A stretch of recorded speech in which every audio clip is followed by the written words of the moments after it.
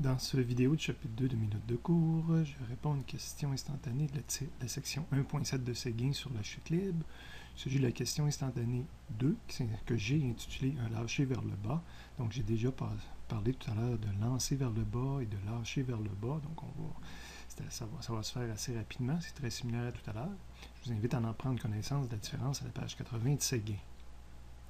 Après cette première lecture, on réalise cette fois-ci qu'on va lâcher une balle vers le bas. Donc lâcher, c'est vitesse initiale 0 m/s, toujours à la hauteur de 1,5 m par seconde,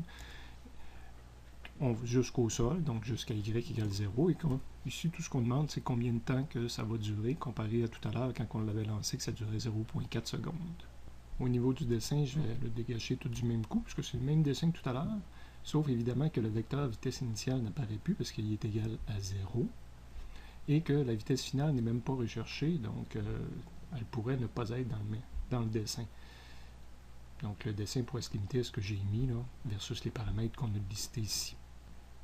Si je vais dans le formulaire, étant donné qu'on cherche un delta t, puis ça apparaît déjà dans la première équation de la chute libre, puis que je connais les deux y puis la vitesse initiale, la première équation de la chute libre va faire le travail.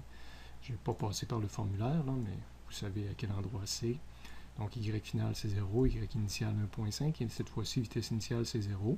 Le delta t, c'est ce que je cherche, moins 1,5, 9,8, le delta t encore au carré.